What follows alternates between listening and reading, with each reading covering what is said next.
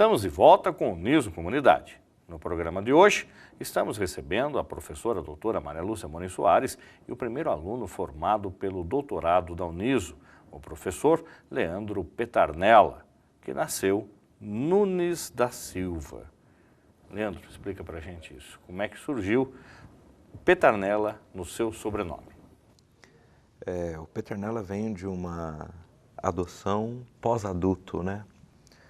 Mas é mais uma maneira meio que inusitada de fazer uma homenagem a uma pessoa que me ajudou muito desde a infância.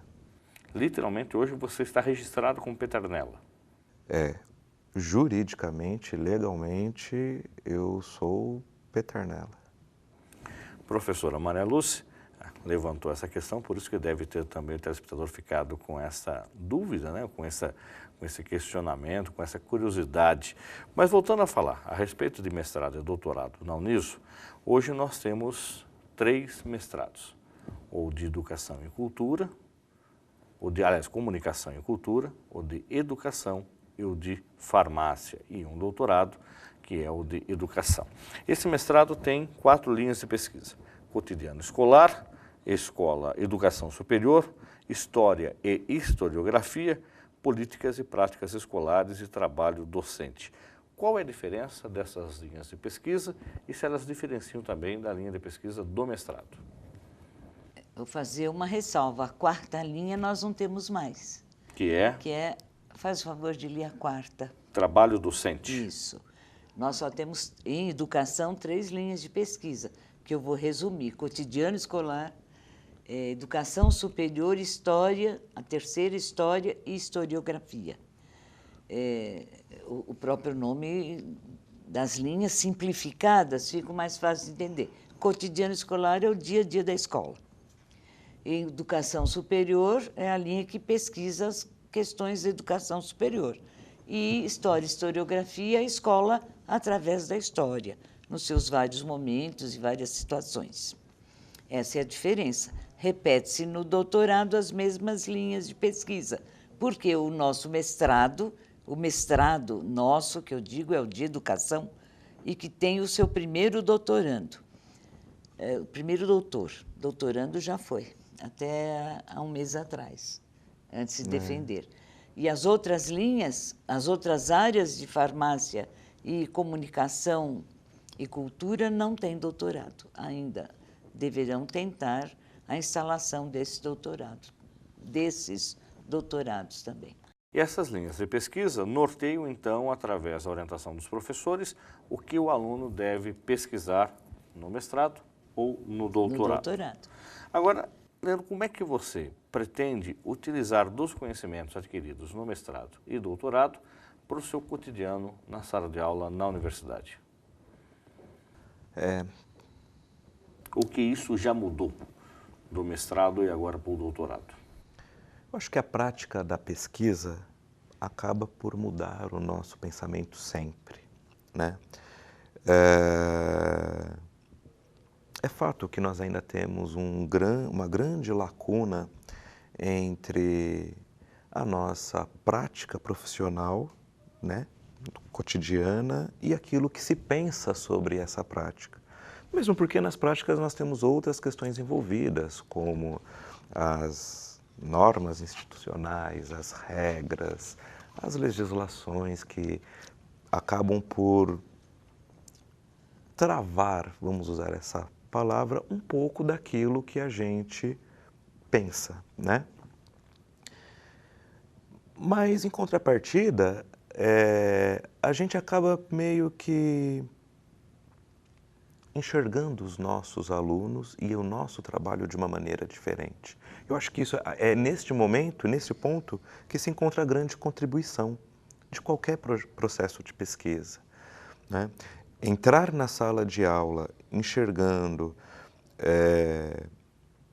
o cotidiano escolar, mas com um embasamento teórico, com um estudo mais aprofundado, mais analítico das causas daquela situação, daquele momento, das possíveis causas, faz toda a diferença no trabalho para se tentar atingir um resultado diferente, né? Então, se for sintetizar essa ideia, eu creio que assim, a pesquisa transforma o pesquisador, que por sua vez transforma suas práticas, tentando transformar o dia a dia dos alunos, né? Agora, se isso vai acontecer ou não, só o tempo dirá. E o tema da sua defesa de tese do doutorado? Você fala sobre midiasfera, é isso? Isso. Na verdade, assim, o conceito, né, da midiasfera não é um conceito meu, é um conceito, como a professora Maria Lúcia já disse, de um autor francês chamado Régis Debray. Mas o Debray, ele pensou a midiasfera sobre 3 perspectivas. Na verdade, ele vai dizer o seguinte, só para resumir a ideia. A midiasfera nada mais é do que as condições, os suportes, as relações, tudo aquilo que envolve a cultura num determinado período, né? E ele vai dizer que a cada período nós carregamos essas heranças culturais, formando, né, dando base ao período seguinte. E ele terminou esse pensamento por volta dos anos, metade dos anos 80, né, início dos 90.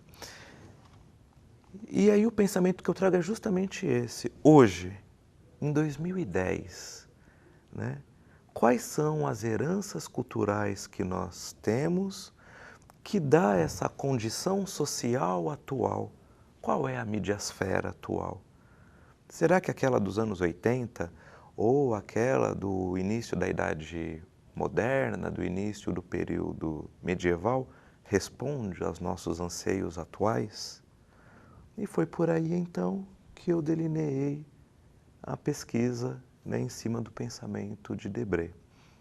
Agora, doutora Maria Lúcia, é possível fazer esse questionamento que o Leandro levantou na tese dele, por período, por época, em que circunstância dá para ler Debray junto com o conceito de midiasfera? Em que momento você consegue fechar ou nunca fecha? Não, midiasfera é tudo, é toda a nossa história. Essa base, ela não fecha. Toda a nossa história é que o Debray chama de midiasfera. E eu estou até abrindo aqui o quadro da minha tese de doutorado, né? E ele vai dividir o Debray em logosfera, quando a escrita manual dominava. Podia ser na parede da caverna, o desenho de um touro, de um búfalo, do que fosse. Quando eu andava pela terra, em seguida ele cria, depois ele diz que vem a grafosfera, quando a gente domina o mar, época das descobertas. E depois, quando ele escreve por volta de 1900 e... Início dos anos 80. 80, por aí, né, que ele vai lançar um livro. O que ele vai trabalhar é o espaço, ele chama de videosfera. Eu vou pegar umas coisinhas bem simples para quem estiver nos ouvindo entender. No período em que a gente só andava pela terra e navegava bem pertinho da costa, né, e que ele chama de logosfera, o ancião é que dominava. Na grafosfera, quando a gente avança pelo mar e vem as descobertas, é o adulto que manda. No audiovisual, era o jovem. E na sua, que ele vai dar um nome, ele não falou até agora. É verdade. Eu vou repetir, você completa. Primeiro, logosfera, logos. Grafosfera, quando vem a imprensa, né? E a videosfera, e a sua, do mundo de hoje. Hoje, ele falou 2010, não, 2012 já. 2012. Quase. Qual que é a sua? A gente, avançando esse pensamento, eu digo que hoje nós vivemos a digisfera. Digisfera. É dentro da midiasfera, que você perguntou, mas é a digisfera, porque é digital. E o que é esse conceito digital que você trabalha? Não, espera um pouquinho. Na idade canônica, que era o ancião, o adulto, vamos completando, senão fica difícil. O ancião, o adulto, o jovem, quem manda hoje? A criança. A criança. Que fica chorando lá, que quer tudo. E a cabeça do adulto é de criança porque não quer envelhecer. É isso? faz operação plástica. E a criança que domina um celular mais rápido que o adulto? Exatamente, é isso. É esse o conceito também? Isso aí. É essa a ideia. Isso aí. Uhum. Como a midiologia de Debré, ela não vai se prender a um campo de saber, não vai se prender à sociologia ou à psicologia, mas vai se apropriar desses campos, então a ideia é pensar justamente a sociedade contemporânea sobre esses diversos aspectos, né? Pensar o cotidiano por meio do que está acontecendo neste momento. Então, de fato, hoje, a gente não consegue pensar, por exemplo, a nossa existência sem qualquer influência tecnológica, principalmente digital. Remédios. Né? Os biofarmacológicos, né? A binariedade, os sistemas de busca, os bancos de dados, o excesso informacional. São todas essas questões juntas e misturadas que vai compor a digisfera.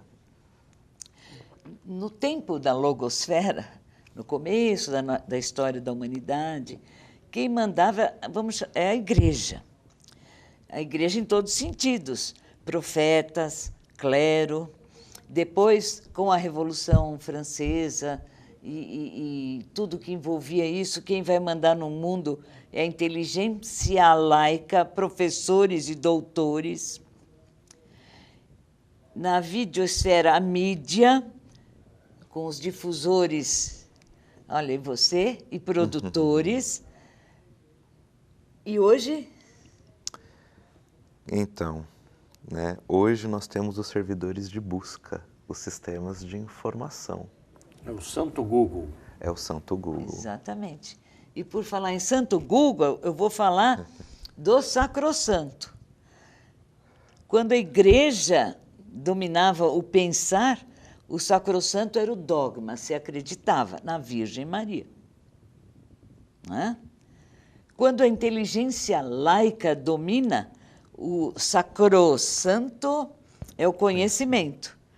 Quando vivemos a videosfera, o problema é que nós continuamos vivendo tudo isso junto. É claro que um domina mais que o outro. O Sacrosanto é a informação. A informação. E agora, na digisfera, que isso é criação dele, não é criação, o estudo levou a isso, é o quê? Então, são os mapeadores e distribuidores de informação.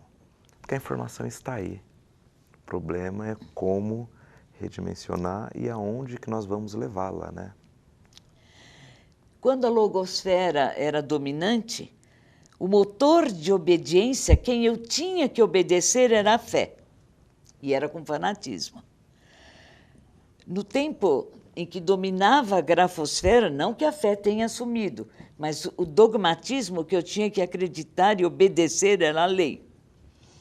No audiovisual, na videosfera dominando, a opinião é que vale. É opinião. E agora, na digisfera do Leandro, que ele é dono disso.